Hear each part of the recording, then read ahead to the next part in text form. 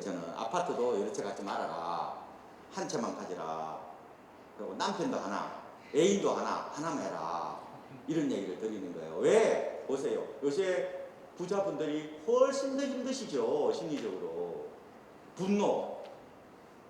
지금 시장에 부동산 시장뿐만 아니라 이 사회의 가장 큰 트렌드가 분노예요. 분노. 무슨 말 아시겠죠? 특히 부동산에 대한 분노가 강하죠. 자, 넘어갑니다. 요걸 보시면은 재밌어 이게 인구가 1도 늘어나면은 물이 어디 잠기는지를 보이잖아요. 수도권에서 어디가 물이 잠겨? 저 이쪽으로 많이 잠기잖아.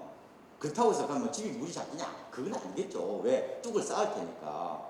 뚝을 쌓는 비용이 들어갈 때 어쨌든 전반적으로 보면은 이 인구 문제, 그리고 우리나라가 아열대 기후로 바뀐단 말이에요. 그러면 뭐 한 시간에 100mm 오는 게 아니라 500mm 와버리면 산사태가 수시로 일어난단 말이에요. 다행히 우리는 조림을 잘 해놔서 다행인데, 이게요, 풍수에서 어떤 말을 하냐면은 골로 간다는 말이에요. 골로 간다. 골로 간다는 무슨 말이에요? 골짜기에다가 집이나 무덤을 쓰면은 갑자기 비가 와가지고 그게 없어진다고 그래서 그 골로 간다고 그러는 거예요. 앞으로 그런 일이 수시로 일어날 겁니다. 그래서 제가 드리고 싶은 말씀은 훨씬 더 도심지향적 삶을 해야 된다고 저는 보고 있는 거예요. 나이가 들어서라도. 그래서 오죽하면 제가 그런 말 하겠어요. 예? 부동산을 사더라도 절대로 새소리나 물소리가 들리면 안 된다. 예? 집값과 새소리는 반비례한다.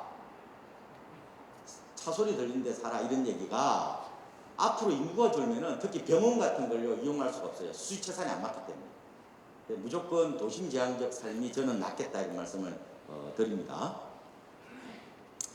인구학자 조영태 교수가 얘기하신 것도 보면은 여기 2025년이 되면은 어린 자녀를 둔 젊은 층이 줄어들면서 지방의 대형마트도 절수도면이라고, 2027년이 되면은 컨솜 고객인 지방의 50대 사모님들을 고령화로 지방의 백화점 다 문을 닫는다는 거예요. 이게 뭐냐? 근데 여러분들이 가장 조심해야 될 게 평균의 함정에 빠지는 거예요. 예를 들을게요. 제 고향이 경남 함양입니다. 10년 전에 거기에 대형마트가 3개 있었어요. 롯데마트, 지리산마트, 그 다음에 한양마트. 지금 어떻게 됐을 것 같아요? 다 없어지고 지리산마트 하나만, 롯데마트 하나만 남았어요.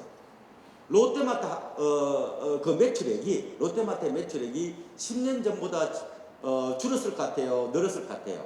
지금 늘었지요. 그게 공간의 마트 효과예요. 가령 부산에 센텀시티 백화점이 있는데 그 백화점이 앞으로 10년 뒤에 지금보다 매출이 줄 것 같아요? 전 늘 것 같은데. 지금 우리나라의 뭐 사당동의 그 태평백화점이 무너진 것처럼 중소형들은 무너지고 나머지는 이 공간의 마트 효과가 심하게 나타날 거라고 저는 봅니다. 이 슬림화되는 거죠. 이렇게 아까 말씀드린 것처럼 그렇게 될 가능성이 있다고 보고요. 요번에 시장이 뭐냐면은 상권의 구조적 변화인데, 여러분들이 가장 헷갈리는 게 그거예요. 아니 지금 장사가 안 된다는 거잖아요. 장사가 안 된다는 것은 상권이 몰락한 거예요. 그래서 상권과 관련된 쪽은 어려워요. 임차인들이 어려워요. 그런데 건물주들은 놓았어요. 건물주들은 코로나 이후에 많이 오른 데는 제가 봤을 때 한 30% 올랐어요. 강남은 제 생각에 코로나 이전보다 땅값이 30% 정도 올랐어요. 그러니까 어려운 사람들은 세입자들이지 건물주인은 아니에요. 여러분 이런 얘기 많이 들었죠? 신촌 상권이 몰락했다. 이런 얘기 들었잖아요? 그래서 신촌에 땅값 떨어졌을 것 같아요? 안 떨어졌어요. 무슨 말 아시겠죠? 그거 헷갈리시면 안 돼요. 그러니까 임차인이 어렵다는 거지, 지금 이런 빌딩 가격은 지금 없어서 못 파는 겁니다.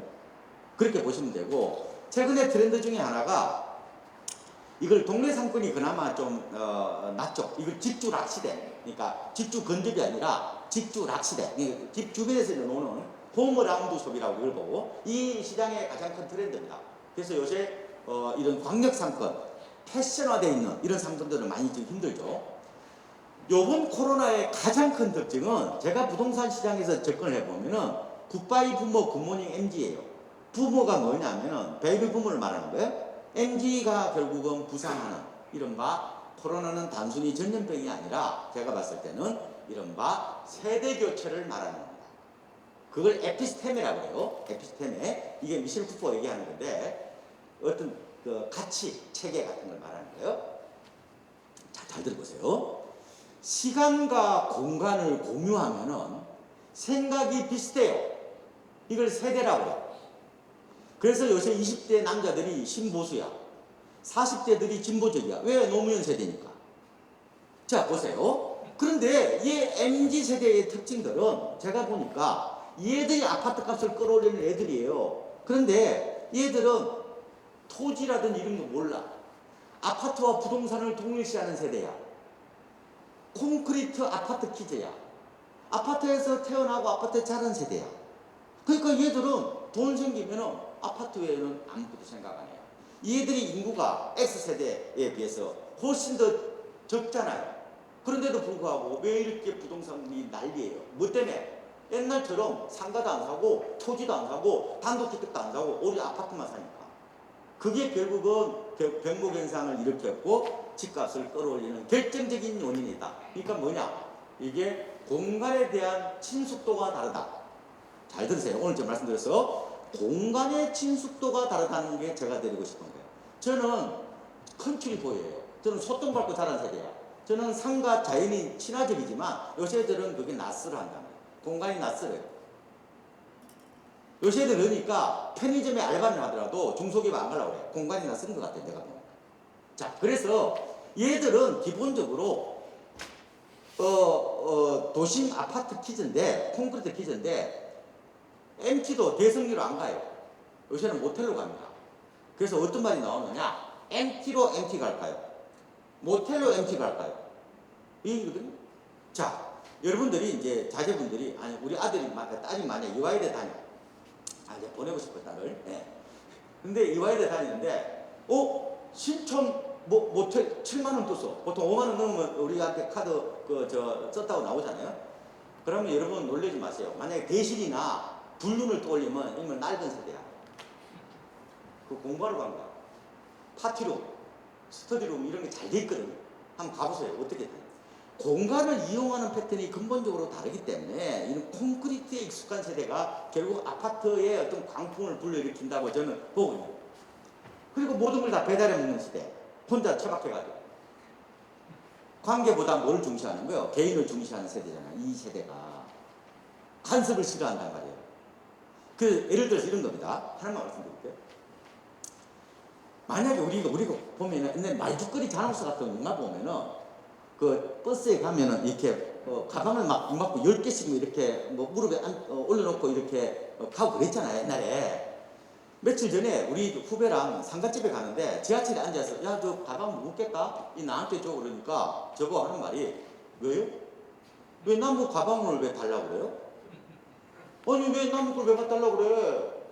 우리가 생각하는 관념과 얘들이 관념하는 생각은 근본적으로 달라. 그게 결국은 아파트 문화를 저는 만들었다고 보는 거예요. 자, 보세요. 좀 더 가볼게요. 그래서 이제는 삼겹살도 배달해 먹는 시대. 그래서 우리나라를 이름도 잘 지었어요. 배달의 민족. 아마 여러분들의 손주 며느리들은 택배로 배달해 올 가능성이 굉장히 높습니다. 모든 걸 택배로 해결하는 시대. 대면을 끓이는. 그죠? 오히려 비대면이 더 익숙한.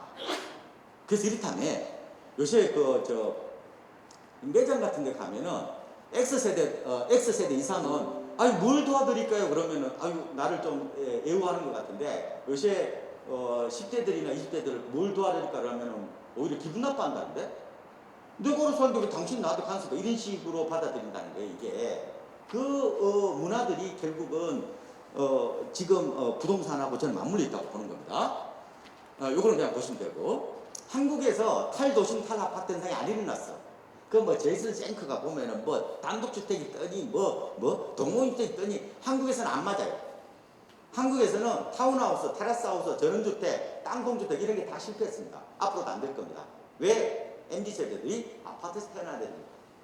그렇죠. 우리나라처럼 이렇게 아파트에 대한 쏠림 현상이 강한 나라가 없습니다. 자,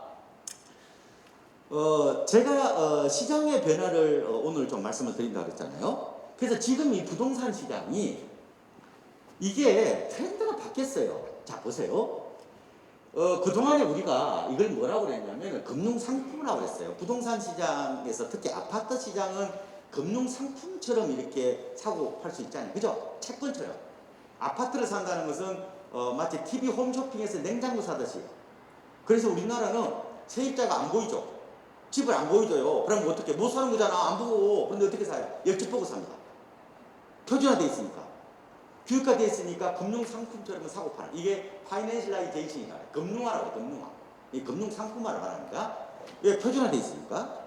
근데 이 단계를 넘었단 말이에요. 제가 보기에는. 이게 뭐냐? 바로 가치지장으로 가는 거예요. 축장으로 가는 거예요. 축장. 축장 시대가 지금 부동산의 특징이다. 저는 이런 말씀을 드립니다. 아니면은 반포에 지금 32평 아파트가 42억 하는데 그걸 이해가 안 돼요. 축장 경영을 보지 않는다면 이해가 안 돼요. 자, 보세요. 우리나라처럼 평등의식이 강한 민족이 없어요. 우리나라는 임진왜란 때 선조는 도망가고 어병들이 일어나가지고 떼놈들을 무찌른 민족입니다. 윗대가리들을 우습게 보는 민족이에요. 그렇잖아요? 혁명이 수시로 일어날 수 있어요. 우리나라 민의가 굉장히 높은 수준입니다. 난 너보다 나 이런 식으로 보는 거예요. 평등의식이 강해요. 자, 그런데 지금 강남 아파트가 평당 이게 뭐 거의 2억 가까이 되는 거잖아요. 그러면 이거를 납득이 안 돼. 그걸 재테크 목적으로 본다고? 재테크가 금융 상품화거든요. 맞죠?